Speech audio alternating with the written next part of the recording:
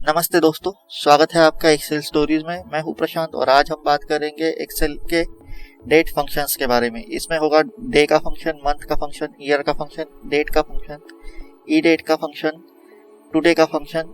और इसमें हम ये भी देखेंगे कि कैसे किसी इंसान की date of birth exactly calculate की जा सकती है, कि जैसे वो बंदा कितने साल का हुआ है, कितने महीनों का हुआ है और कितने दिन का हुआ है। यहाँ तक टेंशन मत लीजिए, बहुत सारे फॉर्मूलाज है लेकिन सिंपल है और यूजफुल है। तो बने रहिए मेरे साथ इस वीडियो के एंड तक। चलिए चलते हैं सीधे फाइल पर और एक एक फॉर्मूला को समझते हैं। ये आ गए हम हमारे फाइल पर। हमने यहाँ पर अलग अलग डेट और टाइम दिया हुआ है। उसमें से सबसे पहले हमें एक्सट्रैक्ट करना है डे, मतलब तारीख कौन सी थी भैया उस डेट में। तो उसके लिए क्या यूज करेंगे हम, डे। तो कैसे करेंगे, इज इक्वल टू डे और सिंपली उस डेट को सिलेक्ट कर देंगे, उस सेल को सिलेक्ट कर देंगे, ब्रैकेट कंप्लीट, एंटर। तो 10 सितंबर 2024 को 10 तारीख थी, मतलब 10th डे था। अब मंथ कैसे करेंगे हम, इज इक्वल टू मंथ करेंगे सिंपली और सिलेक्ट कर लेंगे उस सेल को, ब्रैकेट कंप्लीट, एंटर। सितंबर हमारा 9वां महीना है, 9th मंथ है, तो 9 आ गया। इसको ड्रैग करने पर अलग अलग मंथ्स आ गए, एक्सट्रैक्ट कर लिए हमने। अब ईयर, सेम ईयर के लिए भी, अब ईयर सेम ईयर के लिए भी is equal to year, cell select कर लेंगे, ब्रैकेट कंप्लीट, एंटर। ये 2024 के ही डेट्स लिए हुए हैं तो 2024 ही आ रहा है। अब आप कहोगे कि इतने सिंपल फॉर्मूला सिखाने की क्या जरूरत है। तो ये सिंपल जरूर है, इजी जरूर है, लेकिन यूजफुल बहुत है। कब यूजफुल है, जब आप बहुत बड़े डेटा के साथ खेल रहे होते हो, जो अलग अलग साल का है, अलग अलग मंथ्स का है। जैसे फॉर एग्जांपल मुझे अगर 2 मंथ का डेटा कंपेयर करना है डे वाइज, तो कैसे करूंगा मैं, सबसे पहले उसमें एक डे का कॉलम इंसर्ट कर दूंगा और उसे मैं कुछ इस तरीके से अरेंज करूंगा कि मेरा डे यहाँ पर आए कि भाई 1 से 31 तक, फॉर एग्जांपल ले रहा हूँ 1 से 17 तक, ठीक है। और यहाँ पे मंथ आए, जैसे मैं जून और जुलाई को कंपेयर कर रहा हूँ, और यहाँ पे जो भी डेटा होगा वो आएगा, तो मैं इजीली कंपेयर कर पाऊंगा। जब आप बहुत बड़े डेटा के साथ खेलते हो तब आपको ऐसे ही छोटे छोटे फॉर्मूलाज की बड़ी इंपॉर्टेंस महसूस होती है। तो अब देखते हैं डेट फॉर्मूला को। फॉर एग्जांपल हमारे पास कोई डेट दी हुई नहीं है, हमारे पास कुछ इस तरीके से डेटा है जिसमें डे दिया गया है, मंथ दिया गया है और ईयर दिया गया है, और हमें असेंबल करनी है डेट। तो कैसे करेंगे हम, वहां पर काम आता है हमें डेट फंक्शन। तो डेट लिखेंगे हम, ये देखिए पढ़िए पहले कि वो पहले ईयर मांग रहा है, तो मैं ईयर को सिलेक्ट कर लूंगा, कॉमा दे दूंगा। उसके बाद मंथ को सिलेक्ट कर लूंगा, कॉमा दे दूंगा, और डे को सिलेक्ट कर लूंगा, ब्रैकेट कंप्लीट। ये डेट असेंबल हो गई यहाँ पर, ठीक है। 10 सितंबर लिख के आ गया और हर जगह पे अपनी अपनी डेट आ गई।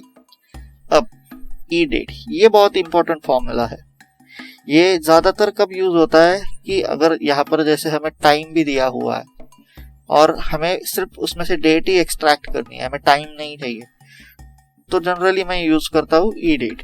तो ई डेट कैसे यूज करेंगे, हम उस डेट को सिलेक्ट करेंगे, कॉमा 0। अब 0 क्यों, इस पे आते हैं। इस ई डेट फंक्शन का और भी एक बहुत बड़ा यूज है। क्या, तो अगर सपोज हमें कोई डेट्स दी गई है और कहा गया है कि भाई आज से 50 महीनों के बाद कौन सी डेट होगी, तो ये कैसे निकालेंगे हम, उसके लिए भी ई डेट यूज करेंगे। जैसे मैंने 10 सितंबर 2024 को सिलेक्ट कर लिया, कॉमा दे दूंगा और अब 50 डाल दूंगा मैं सीधा, तो 50 महीने आगे चले जाएगा वो, ठीक है। इससे मैं फॉर्मेटिंग प्रॉपर कर लेता हूँ पहले। फॉर्मेटिंग कैसे करूंगा मैं, Ctrl+Shift+3 से, ठीक है। ये देखिए, तो मतलब 10 सितंबर 2024 के 50 महीनों बाद डेट क्या होगी, 10 नवंबर 2028, ठीक है। तो इस तरीके से यहाँ पर हमने 0 क्यों लिया था, क्योंकि हमें एज इट इज डेट चाहिए थी, हमें उसमें कुछ जोड़ना या घटाना नहीं था। जैसे हम फ्यूचर में चले गए, मतलब फ्यूचर की डेट ले लीजिए, और अगर हमें देखना हो कि भाई आज से 28 महीने पहले कौन सी डेट थी, या 10 सितंबर 2024 से 28 महीने पहले कौन सी डेट थी, तो वो कैसे देखेंगे आप, तो उसके लिए भी ई डेट लगाएंगे, उस डेट को सिलेक्ट करेंगे, कॉमा, अब माइनस में देंगे हम कितनी, 28 महीनों पहले हमें डेट देगी, तो -28 कर दिया मैंने, ब्रैकेट कंप्लीट। तो ये आ गई हमारी डेट्स, जैसे 10 सितंबर 2024 से 28 महीने पहले 10 मई 2022 आई थी, या फिर 26 मार्च 2024 से 28 महीने पहले 26 नवंबर 2021 थी। लॉकडाउन चल रहा था भैया।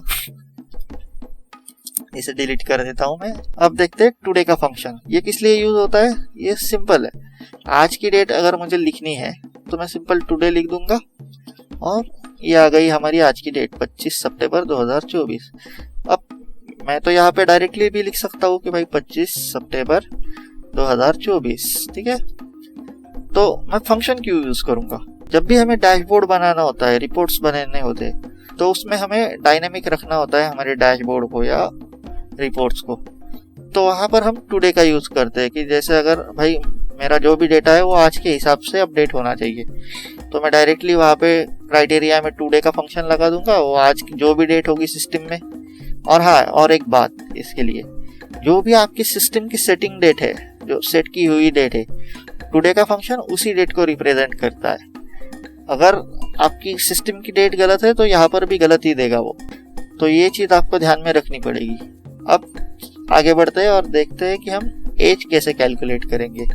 तो उसके लिए यहाँ पर मैंने अलग अलग डेट ऑफ बर्थ ले रखी है, जो 1990 से लेकर 2004 तक ली है आई थिंक, और यहाँ पर आज की डेट डाल रखी है मैंने। तो हमें क्या क्या करना है, जिसकी भी ये डेट है तो वो कितने साल का हुआ, वो कितने साल और कितने महीनों का हुआ, और वो कितने साल कितने महीने और कितने दिन का हो।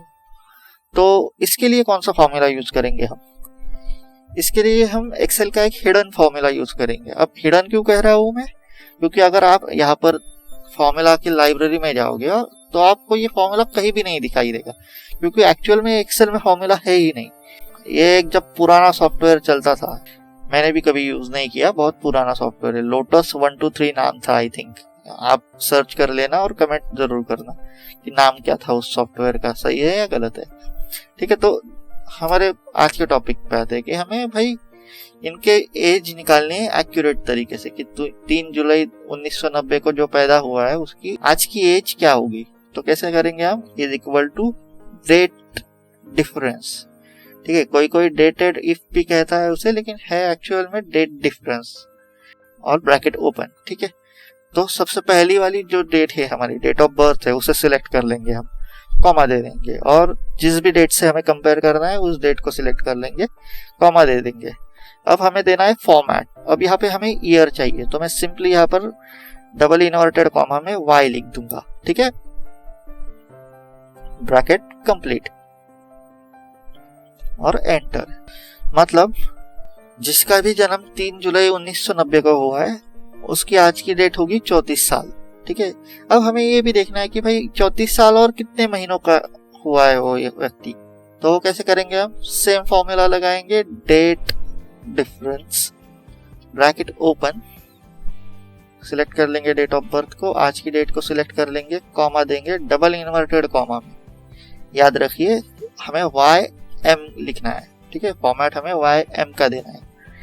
अगर हम M का देते तो क्या होता है एक बार देख लेते हैं, वो सारे के सारे महीनों का कैलकुलेट कर लेगा। कैसे? मैं इसे एडिट कर लेता हूँ, ठीक है, मैं Y हटा देता हूँ। तो मतलब इसका मतलब क्या होगा, उसका जन्म होने के बाद 410 महीने गुजर चुके हैं, लेकिन हमें वैसे नहीं चाहिए। हमें क्या चाहिए कि भाई 34 साल और कितने महीने। तो हमने यहाँ पर Y भी डाल दिया फॉर्मेट में, Y और M, ठीक है, डबल इन्वर्टेड कॉमा में। ये देखिए ये सही से आ गया कि 34 साल 2 महीने का वो व्यक्ति होगा। अब हमें देखना है कि भाई कितने दिन की उम्र होगी उसकी। यहाँ तक हमें एक्यूरेसी चाहिए कि भाई इतने साल, इतने महीने और इतने दिन की उम्र है उसकी। तो कैसे निकालेंगे हम? फिर से डेट डिफरेंस लगाएंगे, bracket open, date of birth को सिलेक्ट कर लेंगे, आज की डेट को सिलेक्ट कर लेंगे, कॉमा दे देंगे। अब यहाँ पे हमें MD लिखना है, ठीक है। पहले हमने लिखा था Y, उसके बाद YM और उसके बाद MD। तो मतलब ये व्यक्ति जिसका जन्म 3 जुलाई 1990 को हुआ है उसकी आज की उम्र 34 साल 2 महीने और 22 दिन की होगी। इन तीनों फॉर्मूला को मैं ड्रैग कर लेता हूँ तो हमें हर किसी की उम्र एग्जैक्टली पता चल जाएगी।